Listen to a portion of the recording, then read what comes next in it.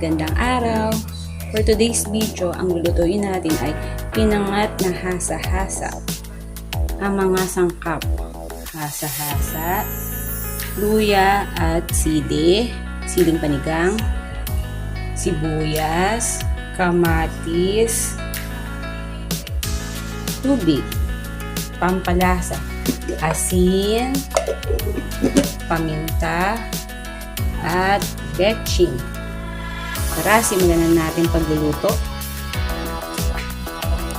Madali lang magluto niyan.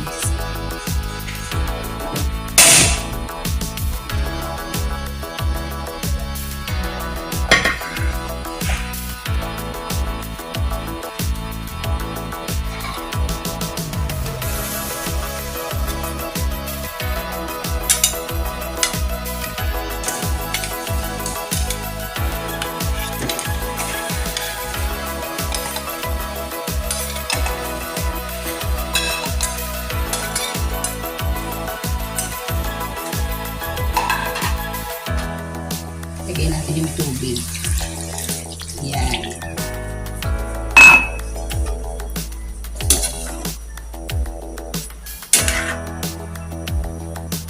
Lagay na rin natin ang sibuyas.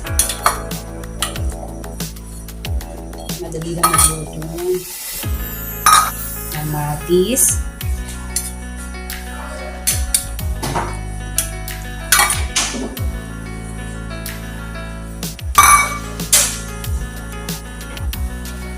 Luya at sili. Yan lang yan. Halos sabay-sabay mo na itatampo. Pati pampalasa, ilalagay na rin natin. Asin.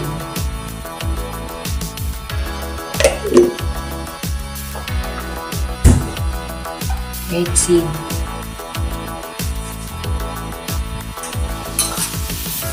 15 minutes lang yan, luto na.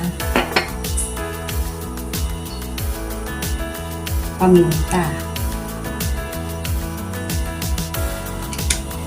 Yung ano nga pala, yung hasa-hasa, tinanggalan ko siya ng kaliskis para hindi makain ng mga bata. Ngayon, hintayin na lang natin siya maluto. Sandali. Tara atin ang tignan. Kulo-kulo na siya pero hindi pa siya luto. Tanggalan natin ang mga bula.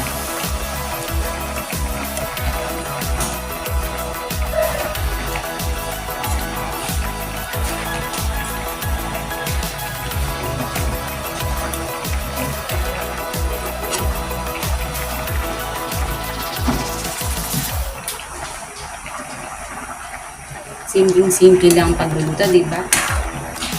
Tsaka kung mabilisan yung inyong gustong lutuin, iyan, pwede na. Yan ang lutuin nyo, basta may available kayong isda sa bahay.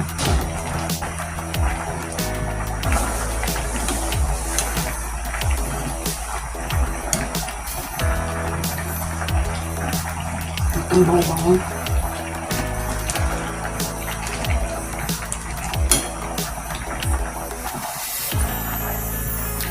Minsan 10 minutes pwede nang hanguin kasi depende din sa lakas ng apoy ng inyong kalan.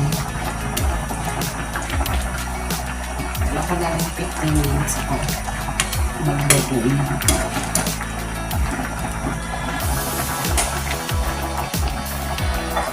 Takilan na ulit natin para maluto agad. Tara, atin tingnan kung luto na. Yan, luto na siya.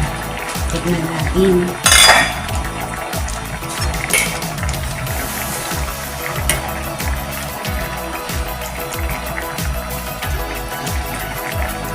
Okay na lasa. Tayo natin. At atin ang hanguin para maiulang. Mahalin na kasi.